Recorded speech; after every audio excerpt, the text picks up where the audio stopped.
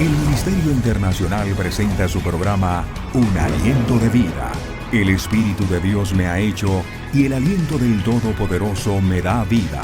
Job 33:4.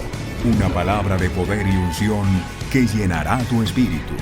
Con ustedes, el pastor Jorge Enrique Gómez. Bienvenidos. Un cordial saludo en esta hora, deseando que la paz de Dios y el amor de nuestro Señor Jesucristo esté con cada uno de ustedes.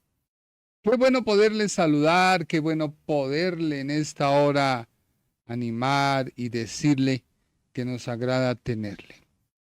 Hoy tenemos un hermoso tema, siguiendo el estudio de la carta a los Efesios. ¿Por qué continuar un estudio? Porque la única manera en que tú y yo podemos cambiar, podemos disfrutar la vida cristiana es a través de la palabra de Dios, de la doctrina. Yo te hablo de doctrina más que teología. Muchos quieren encasillarme en la teología, pero yo te hablo es palabra de Dios. Y te hablo para que tú tengas claro que no soy yo, sino que tú debes mirar la Escritura y mirar a Dios. Muchas personas buscan a través de su revelación, a través de palabras, no. Yo te hablo de un estudio que tengo que hacer para poderte compartir la palabra de Dios. Hoy hablaremos de airados, pero no pequen. Ese es el título de nuestro tema. Airados, pero no pequen. Muchos leen airados, pero no pequen, justificando la ira que se despierta de una emoción humana. La ira es el resultado de una emoción. Y esta ira puede causar, o quizás la persona dice, yo la puedo controlar, yo la puedo disuadir. Y esto sucede cuando tú tienes un altercado con alguien.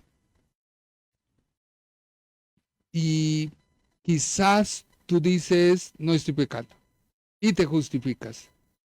Pero déjame decirte que este pasaje va más allá de lo que verdaderamente la explicación del versículo así someramente justificado por nuestro accionar se puede tener.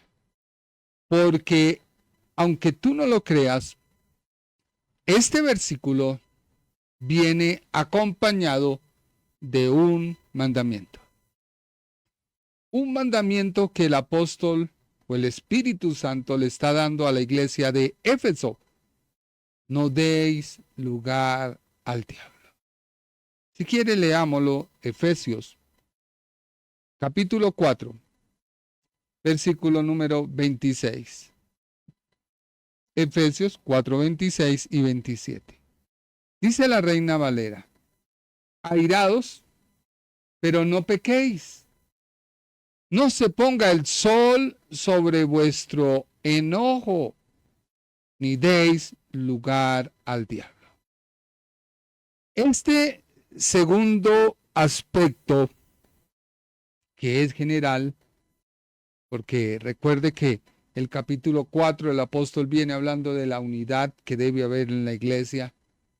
Luego comienza a desarrollarse desde el versículo número 22, Efesios, cuando dice: en cuanto a la pasada manera de vivir, despójese del viejo hombre que está viciado conforme a los deseos engañosos. Y ya vimos el primero, la mentira. El segundo aspecto general es la ira. ¿Por qué? Porque es un deseo engañoso, viciado. En el capítulo 4 el apóstol nos habla de algo general, ya que en el capítulo número 5, el apóstol nos habla de algo particular. Vamos de lo general a lo particular. La ira. Nadie te enseña a tener ira. Es algo que viene en el paquete. Es algo que está en ti. Por eso el apóstol comienza a decir airados. La palabra airados, sin duda alguna, viene del griego que se pronuncia orgizo. Esta palabra se enfoca directamente a la ira o al enfadarse o al estar furioso o tener un provocamiento que enfurece. Es decir, la persona se exaspera, se irrita. Porque la palabra ira viene también del griego, que es orgai. Y esta palabra es una disposición natural, un temperamento, es algo que está en el carácter, es algo que es un deseo. Ahora, déjeme decirte que la ira, no el airamiento, que vendría a ser como el resultado de la ira. Y alguien dirá, pero es lo mismo. No es lo mismo. La ira en el contexto bíblico no tiene que ver con el airamiento. El airarse, una persona, tiene que ver con una problemática de persona a persona. La ira, o este producto de la ira, es defenderse propiamente. Pero la ira va más allá de lo que es tener un acto de una pelea de persona con persona. En otras palabras, no es la defensa mía. La Biblia, cuando habla de la ira, porque la Biblia dice que Dios manifiesta la ira y la manifiesta contra los hijos de desobediencia. Jesús manifestó la ira cuando se acerca al templo y ve a todos aquellos que habían convertido el templo, la casa de Dios, en una cueva de ladrones.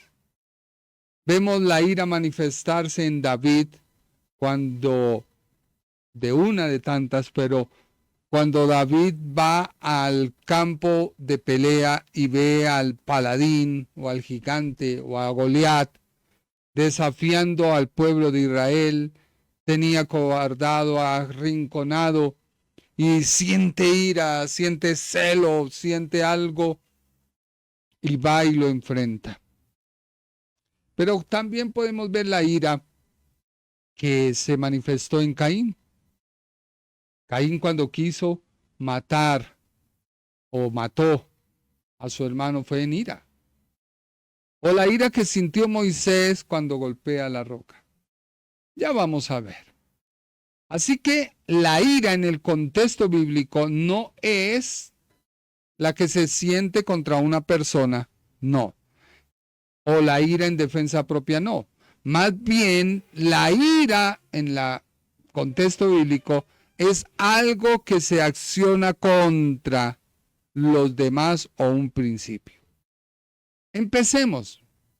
La Biblia habla de la ira como una emoción humana que puede ser manifestada, que se puede convertir en un pecado, pero también puede ser una herramienta legítima en ciertas circunstancias. Entonces, vuelvo y te digo, la ira es una emoción humana que puede ser tanto un pecado como una herramienta legítima en ciertas circunstancias. La Biblia advierte sobre la ira pecaminosa. Y esta surge del orgullo.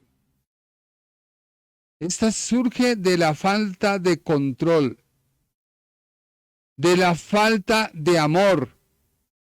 Y su término es la destrucción. Pero la Biblia también habla acerca de la ira o la justa indignación, o como algunos llaman, la ira santa. Y esta es la respuesta apropiada a la injusticia o el mal de un grupo que de una persona de a otra. Caín. Caín es uno de los vivos ejemplos que siente en primer lugar envidia, que ve que Dios no toma en cuenta su sacrificio humano, personal, porque cuando tú te presentas a Dios no debes llevar nada tuyo. Tú cuando te presentas a Dios tienes que ir en una correlación de tu amistad con Él. Me fascina lo que mi esposa escribió. Lázaro no era un apóstol. Lázaro tenía intimidad con Jesús. Y esa intimidad le llevó a que Jesús se fijara sobre él y le resucitara porque ya no era su tiempo de morir. Así que Caín siente ira. Y la ira le llevó a tomar una decisión. Y se descarga contra su propio hermano. ¿Cuántas personas están destruyendo sus hogares porque sienten una ira contra su esposo o esposa? ¿Cuántas personas están dañando una relación familiar porque sienten la ira contra una persona? Y están actuando igual que Caín. Caín se encegueció y mató a su hermano. Esta ira es pecaminosa. Otro ejemplo que veo yo, que viene a mi cabeza, es Moisés. Moisés, cuando el pueblo le pide agua, pues él se molesta.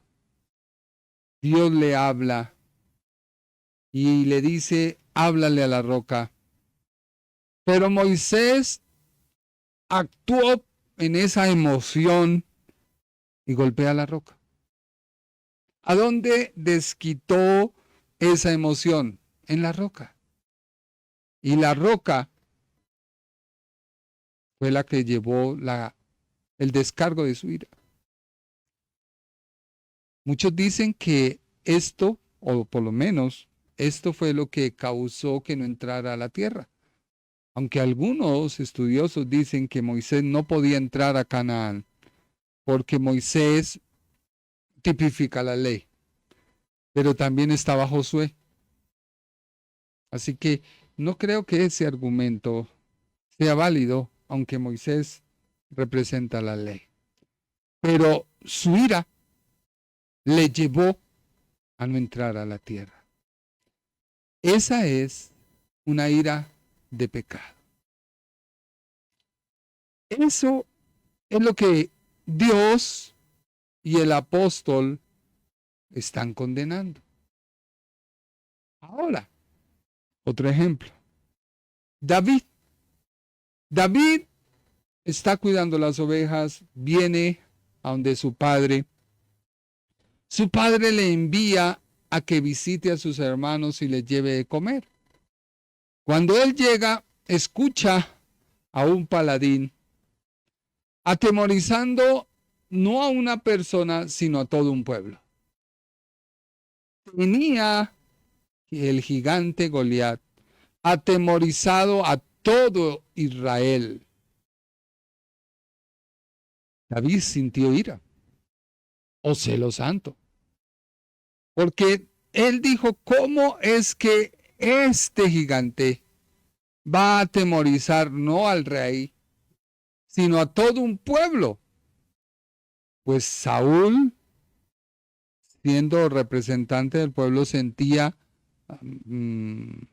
temor, pero era el pueblo. Así que David se llena de ira, de celo, como tú lo quieras decir, de esa emoción, y dice, yo lo voy a enfrentar. Cuando David se enfrenta, no dijo, tú estás atacando al rey Saúl, sino tú estás atacando a los hijos de Dios. Y es así que el paladín dice, ¿por qué me envían a este representante por el pueblo? Y David le dice, tú vienes con lanza jabalina, mas yo voy a ti en el nombre de Jehová de los ejércitos del escuadrón de Israel.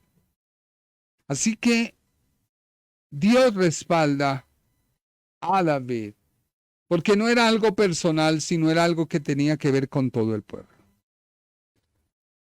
El mismo Señor Jesús, cuando llega el Señor Jesús al templo, ve toda la mercadería que había y no ataca a solo los que venden palomas o solo los que venden ganado, sino ataca todas las mesas. Saca a todos los mercaderes. ¿Por qué? Porque él vio cómo el templo se estaba profanando. Así que la Biblia describe este segundo aspecto de la ira como una respuesta justa que Dios avala, porque la maldad y el pecado no estaba sobre una persona sino sobre unas personas. Así que la Biblia en este aspecto describe la ira de Dios no contra alguien, sino contra el pecado. En otras palabras, contra la justa demanda de la maldad. La maldad se enfrenta por parte de Dios como una respuesta de la ira. Por lo tanto, el pecado es consumado, pero también esa ira se manifiesta dentro de su justicia y amor. ¿Por qué? Porque actúa sobre el hombre. Y cuando yo hablo de hombre, estoy hablando para Dios lo que significa la raza humana. No está hablando solamente de un sexo masculino, no. Para Dios el hombre tipifica tanto hombre como mujer. Por eso en Génesis se habla de que la maldad de los hombres, no está diciendo solo el sexo masculino, no, sino para Dios todos los seres humanos somos hombres, tanto hombres como mujeres, el sexo masculino o el sexo femenino. Ahora vamos a Efesios. Ya teniendo en claro el contexto, empecemos a desglosar. Efesios 4:26 y 27 dice, airaos, pero no pequéis. No se ponga el sol sobre vuestro enojo, ni deis lugar al diablo. El segundo índice que se manifiesta está en Génesis capítulo número 4. Génesis capítulo número 3 nos habla de la mentira, un mal general. Pero en Génesis capítulo 4 nos habla de la ira, un mal general. Aquí el apóstol está diciendo que tú te despojes del viejo hombre viciado con sus deseos, o sea, la ira. Recuerda que la ira es una emoción que hay dentro de nosotros.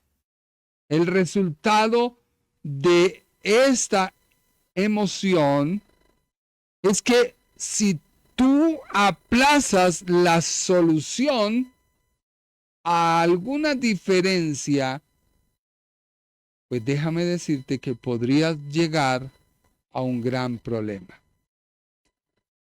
Si hay una discusión entre esposos y no se soluciona, esto podría llevar a otro desenlace. Un problema sobre los hijos, pero quizás tú no lo quieres ver porque te has pasado a ser víctima.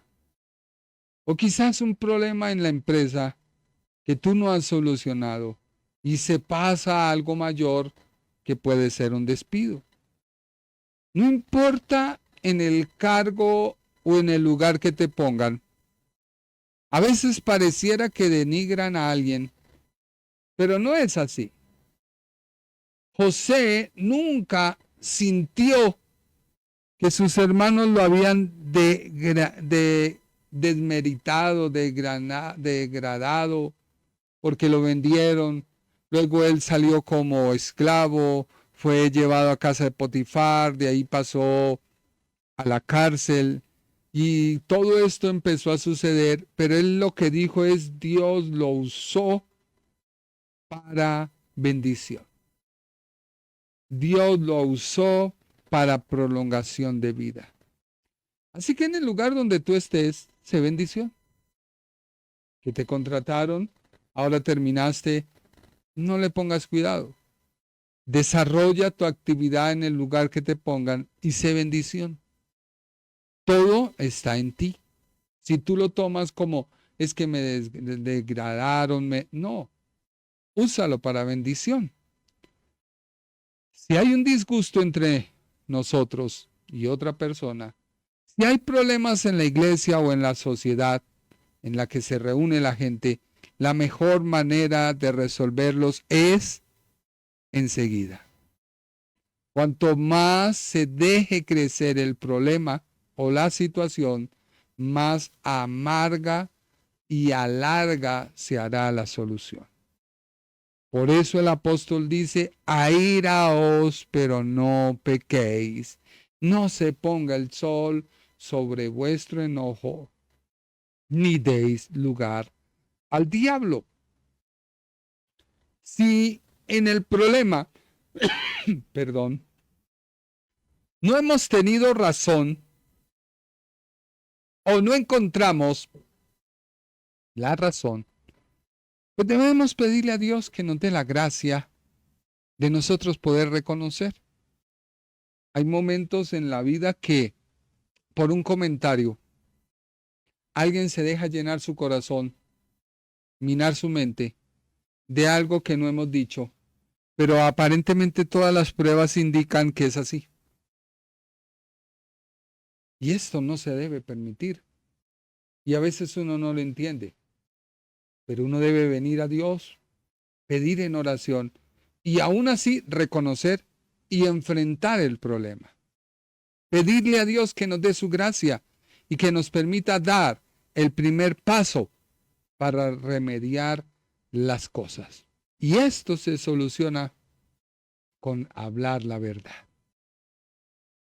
Hablar la verdad. Por eso el apóstol dice: no mientas, habla la verdad, cada uno con su hermano.